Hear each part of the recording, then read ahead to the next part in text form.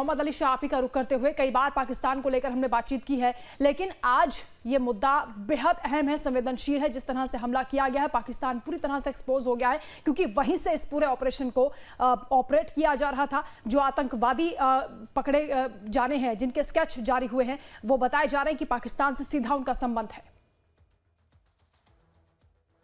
जी देखिए, मेरा ऐसा मानना है कि ये 100% 100% ये पाकिस्तान से ही इनका संबंध है, क्योंकि लोकल आदमी पहलगाम में फौज से सेवा नियुक्त होने के बाद मैं स्वयं पहलगाम में गया था। वहां पे कई बार तब गया हूँ, कई फिल्मों की शूटिंग मैंने वहां पे करी है, जिनमें मैंने एक्टिंग करी है, जैसे कि बजरंगी भाईजान हो गई सलमान खान के साथ, हैदर हो गई, मौजी हो गई, इनकी बाकायदा शूटिंग पहलगाम में हुई थी जी। अवरोध जम्मू कश्मीर में शूटिंग हुई थी। तो जब मैंने देखा कि इतना सुरक्षा इतनी कुछ खास थी नहीं, तो मैंने वहां पे पूछा होटल में लोगों से कि भाई यहाँ पे सुरक्षा बल है नहीं, यहाँ पे कोई गार्ड है नहीं, क्या बात है? उन्होंने कहा नहीं साहब, यहाँ पर कोई खतरे की बात नहीं है, घबराने की बात नहीं है, क्योंकि यहाँ पे जम्मू कश्मीर का जो भी रेवेन्यू आता है ट्रैवल टूरिज्म से आता है। तो यहाँ पर अगर हम सपोर्ट नहीं करते हैं, अगर उग्रवादी आएगा उसको हम मार खदेड़ेंगे यहाँ से। मैं अच्छा, तो अगर वहां का लोकल आदमी होगा तो अपोजिशन होगी उसकी, लेकिन बाहर से आया है 100% 200% मैं आपको दावे के साथ कह सकता हूं। लेकिन एक बात जरूर तय है, भला ही पाकिस्तान से आया हो, लेकिन बिना लोकल सपोर्ट के वो अपने नापाक मंसूबों को हवा नहीं दे सकता, अपने इरादों को अंजाम तक नहीं ला सकता। ये स्लीपर सेल है या कौन एक कोई तो होगा ना, जहां पे वो रात को रुका होगा, गरम रोटी खाई होगी, वहां पर बाथरूम इस्तेमाल किया होगा। ये कॉमन सेंस की बातें हैं, कोई तो होगा। कौन है वो? इसको ये ढूंढ। अली शाह जी बता रही हैं कि इसमें जो लोकल सपोर्ट है वो सपोर्ट बहुत मिला होगा इन आतंकियों को। अब ऐसे में एक सवाल यहाँ पर आपसे भी उठता है शाह साहब कि इन लोकल सपोर्ट को कैसे पता लगाया जाए, क्या वो स्ट्रेटेजी अपनाने की कोशिश हो? क्योंकि ये सवाल मेरा इसलिए नहीं कि ये जो आतंकी घटनाएं हुई हैं, इससे पहले भी कई बार आतंकी घटनाएं हुई हैं, उसमें भी लगातार नाम आता रहा है कि इनको जो लोकल सपोर्ट है आतंकियों को, वो हमेशा मिलता रहा है। तो ये जो मानसिकता है लोकल सपोर्ट वालों की, वो मानसिकता कैसे बदलेगी कि आतंकी हैं, बचिए? जी जी, ये एक तो वहां पर एजुकेशन, तालीम, उर्दू में कहेंगे इकरा, तो ये इनको वहां पे तालीम देनी पड़ेगी और वहां पे लोगों को पढ़ाया जाए, लिखाया जाए कि, और उनको बताया जाए कि ये लोग दरअसल उन्हीं के ही दुश्मन हैं। भला ही वो सपोर्ट उन्होंने दिल से ना किया हो, गन पॉइंट हमने पकड़े जम्मू कश्मीर में, सन 2003 की बात है, आज से 22 साल पहले तकरीबन। तो उन्होंने बोला कि नहीं, अगर हम नहीं सपोर्ट करेंगे तो हमको जान से मार डालेंगे। तो जो गन पॉइंट पे आए तो हमें अपने घर पे रुकाना पड़ा उग्रवादी को। तो हमने कहा यार, अगर आप हमें बता देते सुरक्षा एजेंसीज को, हम इनके खिलाफ कार्रवाई करते और हम एक्शन लेते, मगर ना।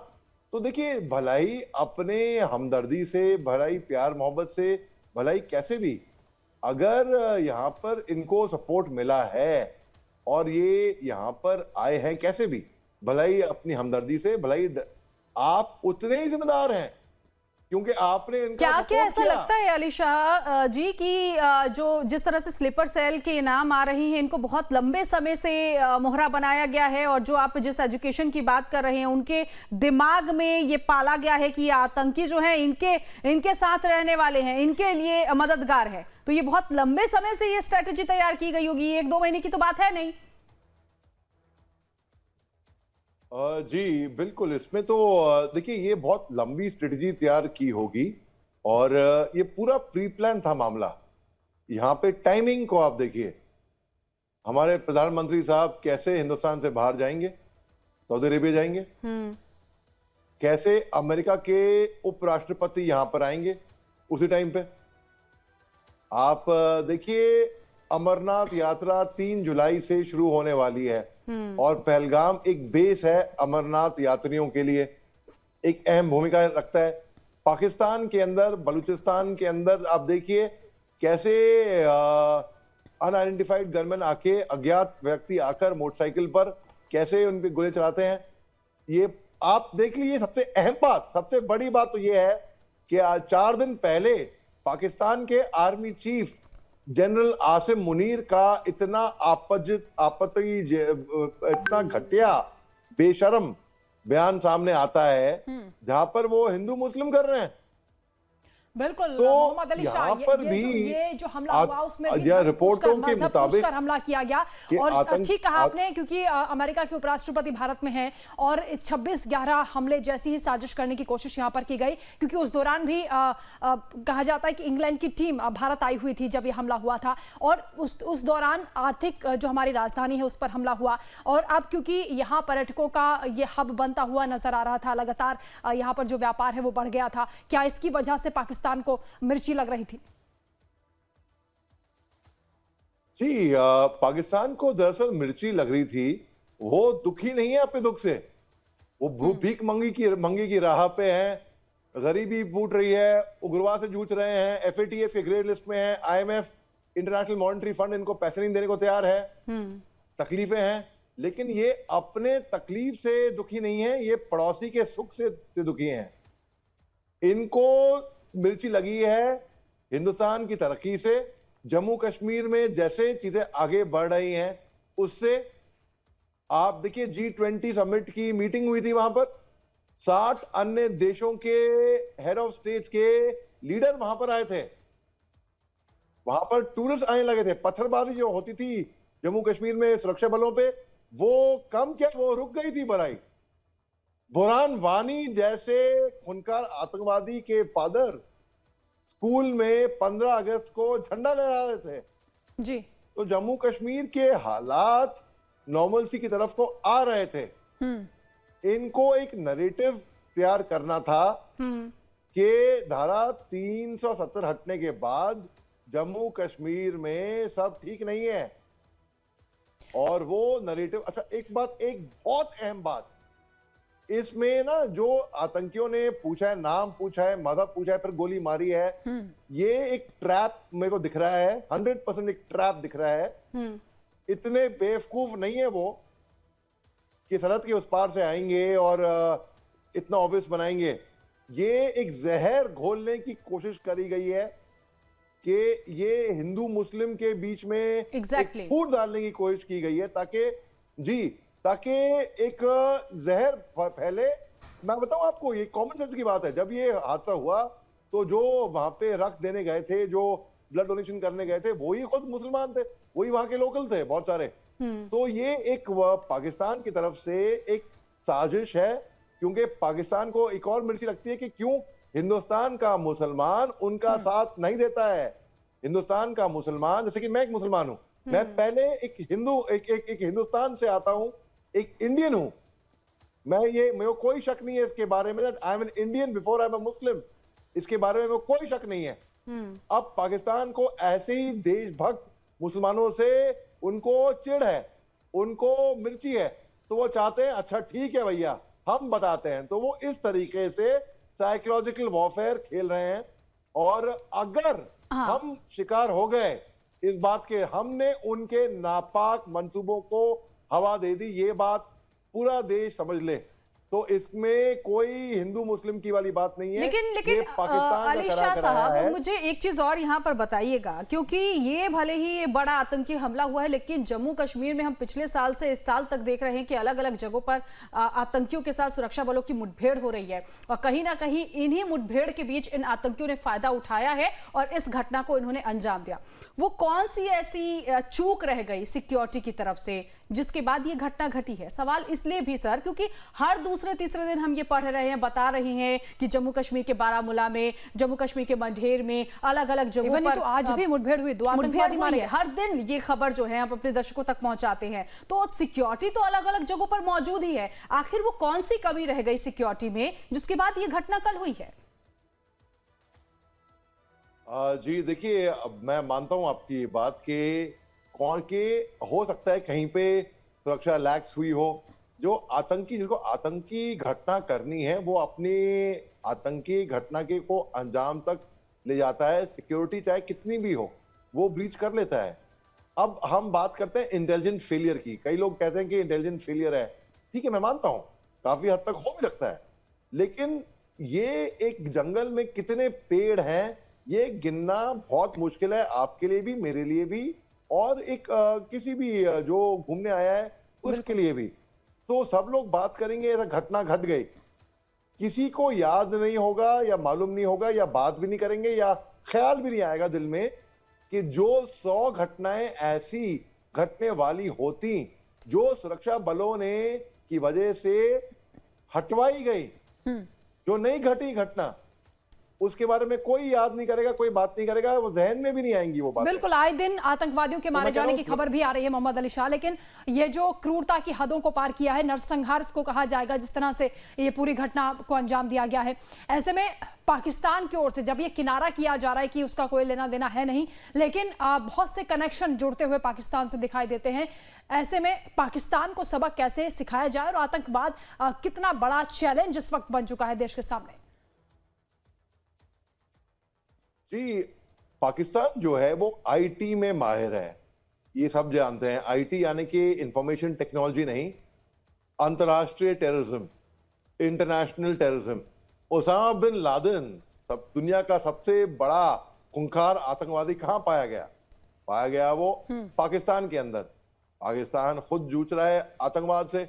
इनके मिनिस्टर ने खड़े होकर इनके पार्लियामेंट में बयान दिया है, क्या जरूरत थी हमको मुजाहिद पैदा करने की? आज की तारीख पे वही मुजाहिद हमारे पे भारी पड़ गए हैं। सन 2013 में हिलरी क्लिंटन ने इनके पार्लियामेंट में बोला है, जो सांप पालता है ये सोच के सांप हमको नहीं धसेगा, हमारे पड़ोसी को धसेगा, वही सांप घूम फिर के आपको भी धस सकता है। तो पाकिस्तान ने बढ़ावा दिया उग्रवाद को। आज देखिए पाकिस्तान की सरजमीन आज उग्रवादियों से घूमते से भर गई है और वो खुद परेशान हो रहे हैं इस बात से। तो पाकिस्तान नासुर है। वो अगर हम सोच रहे हैं कि वो उग्रवादी भेजना बंद कर देगा, हम गलत समझेंगे। इनका ना हमने 2016 में सर्जिकल स्ट्राइक करी, 2019 में हमने एयर स्ट्राइक करी। इनका कोई ऐसा इलाज किया जाए, परमानेंट इलाज जैसे बोलते हैं ना, मगर परमानेंट इलाज बड़ा मुश्किल है, जैसे इजराइल ने हमास का किया। धूम कभी सीधी होती नहीं है। बिल्कुल, देखिए कुत्ते की दुम कभी सीधी नहीं होती, कभी हमेशा टेढ़ी की टेढ़ी रहती है। आप देखिए परमानेंट इलाज पाकिस्तान का होना बहुत जरूरी है। उससे भी ये इतने बेशरम है, ये बाज नहीं आएंगे। उससे भी इनकी बस ये कंट्रोल में आएगी, बीमारी पूरी सही नहीं होएगी। जो बीमारी है इतनी गंभीर हो चुकी है कि वो क्योर, उसका कोई इलाज है ही नहीं। केवल हाँ कंट्रोल कर सकते हैं हम काफी हद तक। और ये एक आइडियोलॉजी जो है ना, ये जम्मू कश्मीर अच्छा, पाकिस्तान में जो गृहयुद्ध जैसे हालात बने हुए हैं मोहम्मद अली शाह, लगातार उस पर बातचीत करते हैं, लेकिन इसी का फायदा उठाने की कोशिश की गई और पाकिस्तान को लगता था कि वो ये कह देगा कि दिल्ली की हुकूमत को लेकर जो बगावत है देश में देखी जा रही है, हिंदुस्तान में देखी जा रही है, क्योंकि वक्फ कानून को लेकर जो जगह जगह पर प्रदर्शन हो रहे हैं वो हमारा इंटरनल मैटर है, लेकिन उसमें भी हिंदू हो, मुसलमान हो, सिख ईसाई सब एक हैं, उसमें और आतंकवाद में फर्क करना होगा पाकिस्तान को। ये उससे बहुत बड़ी भूल हुई है। देखिए पाकिस्तान एक बहुत ही बाइगेटेड सोसाइटी है। वहां पर उनके माइनॉरिटीज के साथ क्या सलूक होता है सब ये जानते हैं। दानिश कनेरिया उनका एक क्रिकेटर है जिसके खुद के मामू इमरान खान जब कैप्टन थे पाकिस्तान क्रिकेट टीम के, तब वहां विकेट कीपर थे। दानिश कनेरिया ने बोला है 3 साल पहले तकरीबन कि उनके खिलाफ तासुब होता था। पाकिस्तान में एक सरदार फौज में आता है, फ्रंट पेज हेडलाइंस बनती है कि पाकिस्तान में सरदार फौज में आ गया है।